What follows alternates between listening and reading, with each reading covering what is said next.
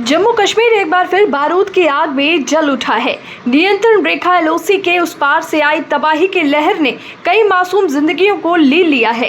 बीते मंगलवार की रात जब पूरा देश गहरी नींद में था, तब जम्मू कश्मीर में पुंछ, राजौरी और उरी जैसे सीमावर्ती क्षेत्रों में पाकिस्तानी सेना ने अचानक भीषण गोलाबारी शुरू कर दी। ये गोलाबारी सिर्फ सीमा पर तैनात सैनिकों तक सीमित नहीं रही, बल्कि सीधे आम नागरिकों के घरों, बस्तियों और वाहनों को निशाना बनाया गया। अमर उजाला की रिपोर्ट के अनुसार इस हमले में एक महिला और 2 बच्चों समेत 10 नागरिकों की जान चली गई है, जबकि 50 से ज्यादा लोग घायल हुए। सबसे अधिक तबाही पुंछ जिले में हुई है, जहां गोलीबारी की आग में गांव-गांव में दहशत फैल गई है। पाकिस्तानी सेना ने नियंत्रण रेखा के पुंछ, राजौरी और उरी सेक्टरों में अचानक भारी गोलाबारी की। घरों पर मोर्टार दागे गए, जिससे कई मकान जमींदोज हो गए हैं और दर्जनों वाहन जलकर राख हो गए हैं। उत्तरी कश्मीर के तंगधार और करनाह सेक्टर में भी आम नागरिकों को निशाना बनाकर की गई गोलीबारी में एक कश्मीरी परिवार का पूरा घर जलकर खाक हो गया है। सलामाबाद, नौपोरा और कलगे जैसे गांवों में गोलियों की गूंज ने रात को दहशत की चीखों में बदल दिया। ये हमला भारतीय सेना द्वारा ऑपरेशन सिंदूर के तहत पाकिस्तान और पाक अधिकृत कश्मीर में स्थित 9 आतंकी ठिकानों पर की गई जवाबी मिसाइल कार्रवाई के बाद हुआ। इस सैन्य अभियान में जैश-ए-मोहम्मद के बहावलपुर स्थित अड्डे को भी निशाना बनाया गया था।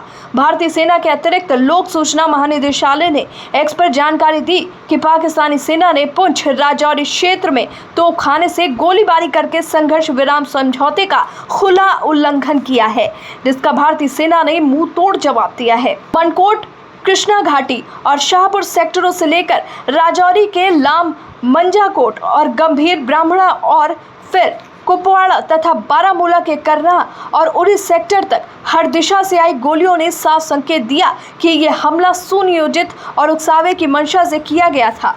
पुंछ में मारी गई महिला का घर मोर्टार हमले में पूरी तरह तबाह हो गया और उसकी बेटी गंभीर रूप से घायल हो गई है।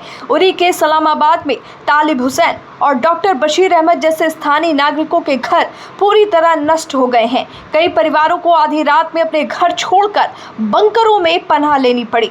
राजौरी में ठंडी कस्सी और उरी के नौपोरा में 2 महिलाओं सहित कई लोग घायल हुए हैं। अमर उजाला के अनुसार बुधवार सुबह तक 9 नागरिकों को अस्पताल में भर्ती कराया गया, जिनमें से कुछ की हालत चिंताजनक बनी हुई है।